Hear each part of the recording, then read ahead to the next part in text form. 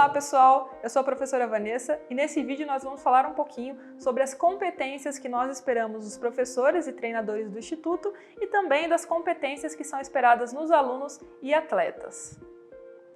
Para isso então, para a gente buscar no que se espelhar, algo que sirva como modelo, eu trouxe para vocês alguns treinadores que são reconhecidos mundialmente, treinadores de referência no futebol. O primeiro deles é o Carlos Alberto Parreira, então, que foi o comandante da seleção na conquista do Tetra de 94.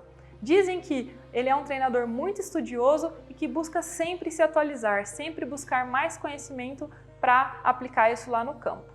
Outro exemplo é o Guardiola, espanhol, que atualmente está no Manchester City, e ele é um cara que busca sempre valorizar a ciência, valorizar a tecnologia como ferramentas que podem melhorar, aprimorar o desempenho dos jogadores no futebol. Além disso, um dos seus principais valores é a determinação. José Mourinho, português, atualmente está no Tottenham, e as pessoas dizem que uma grande explicação para o seu êxito, para o seu êxito competitivo, para o seu êxito no futebol, é a sua capacidade de ser um bom líder, a sua capacidade de liderar os seus atletas, liderar a comissão técnica. Então é um aspecto muito importante, principalmente nos esportes coletivos.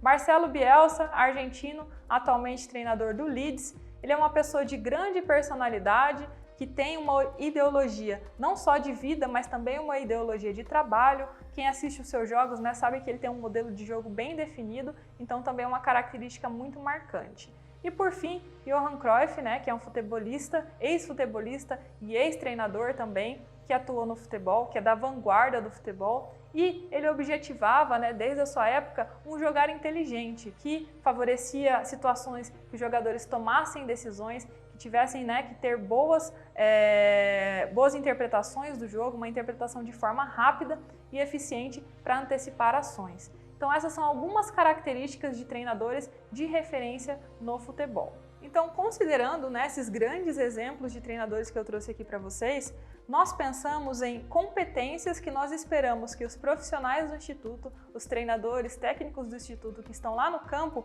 que eles tenham para trabalhar nessa instituição.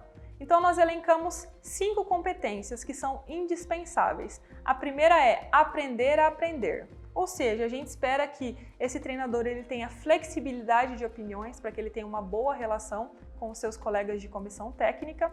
A gente espera que ele esteja aberto a novas abordagens e ideias, ou seja, que ele se atualize, que ele leia bastante, que ele estude e que ele esteja aberto a novas abordagens. E também deve ser uma pessoa que coloque sempre o ser humano em primeiro lugar. É óbvio que a vitória, que a busca pela vitória, por bons resultados, ela é algo pertinente no futebol de alto rendimento. Entretanto, a gente deve sempre colocar o ser humano em primeiro lugar.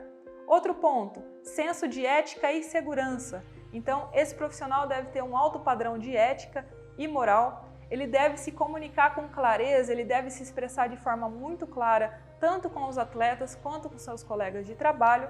E por fim, ele deve sempre visar a segurança dos atletas, a segurança das pessoas que estão envolvidas no seu ambiente de trabalho. Outro aspecto, outra competência esperada é uma comunicação eficaz. Então, o que é se comunicar de forma eficaz? É só transmitir? Não, é fazer com que o aluno, o atleta, o colega de trabalho, ele entenda o que você quer passar, ele entenda a mensagem que você quer passar. E para isso a gente trouxe um ponto que é a proposta da comunicação de valor. O que é uma comunicação de valor? A seguir eu vou apresentar para vocês, mas é indispensável que o treinador, o professor, ele tenha essa competência, ele tenha domínio da sua comunicação.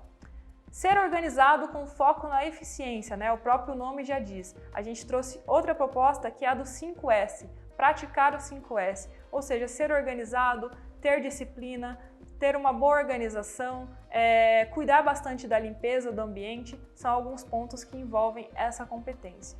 E por fim, nutrir o crescimento.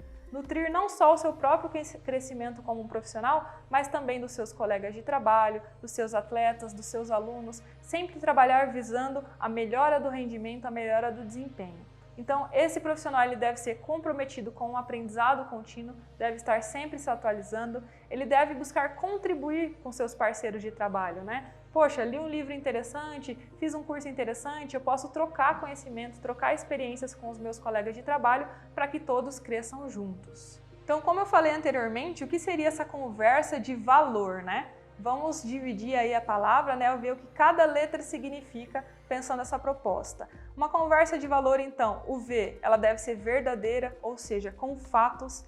Ela deve ser assertiva, direto ao ponto, não adianta enrolar muito e não falar nada. Ela deve ser literal, de fácil compreensão, principalmente quando nós estamos falando com crianças e adolescentes. Não adianta usar termos muito técnicos, termos muito complexos, porque eles não vão conseguir entender. Então, deve ser literal. Oportuna, ou seja, no tempo certo, nem antes nem depois. Precisa fazer uma determinada correção com o atleta? Procure o tempo oportuno, o tempo correto para fazer isso. Porque se você deixa passar muito tempo, às vezes o atleta, o jogador, ele não vai lembrar daquilo que precisava ser corrigido. Então, essa conversa deve ser oportuna. Relevante, ou seja, assuntos importantes, né? Não tem por que perder tempo com conversas que às vezes não vão ao encontro dos objetivos daquele treino ou daquele jogo. E por fim, respeitosa, né? Que é o mínimo nas nossas relações, na forma como a gente se comunica com outras pessoas. Deve ser sempre uma comunicação respeitosa, né? Como dizem, daquele jeito como nos tempos antigos, né? Que as pessoas tinham mais respeito uma pelas outras. Então, são competências indispensáveis dos nossos profissionais. Quando a gente fala em comunicação, nós esperamos que tenham essa conversa de valor, essa forma de se comunicar que tem um grande valor envolvendo todos esses aspectos. Ainda, associado às competências dos treinadores, né, como eu havia falado anteriormente, nós temos a proposta dos 5S. O que seriam esses 5S, então? Os sensos. Senso de utilização. Se você usou, guarde. Se você não usou, se você vai descartar, faça o descarte correto. Quando a gente fala de lixo, às vezes a gente fala de um material que já foi utilizado. Senso de organização, ou seja, coloque as coisas no lugar. Acabou o treino? Organiza as bolas, organiza os materiais, coloca no lugar correto. Esse é o senso de organização. Terceiro, senso de limpeza, que está muito associado com de organização. Manter o ambiente limpo, manter o vestiário limpo, manter a garrafinha de água limpa, bem higienizada, tudo isso é importante. Então, sempre buscar a limpeza. Quarto, senso de padronização e melhoria contínua. Então, sempre observar a saúde dos atletas, a saúde das pessoas, buscar o que precisa ser melhorado, buscar o que precisa ser feito para melhorar ali a qualidade do treinamento, a qualidade da vivência, da convivência das pessoas naquele ambiente. E por fim, o senso de disciplina, que engloba todos esses outros, né? O que é ter disciplina, então? É ter um estágio avançado de comprometimento com a ação. Eu estou lá para fazer o meu treino, para ministrar o meu treino com meus atletas, eu preciso ter disciplina no meu horário, disciplina no meu planejamento, disciplina na forma como eu vou abordar esses atletas. Tudo isso é muito importante para contribuir com esse processo e é uma competência indispensável dos profissionais que estão trabalhando no Instituto Alex Santos. Olá pessoal, tudo bem? Agora falando sobre a competência dos atletas e o que o Instituto e as comissões que trabalham aqui esperam dos atletas e dos alunos, né? As competências físicas, dentro das competências físicas, táticas e técnicas, é onde vai vir a ser resultante nas ações motoras que o atleta, que o aluno pode ter dentro do treinamento, dentro do campo, né? Como chute, passe, drible, dentre outros.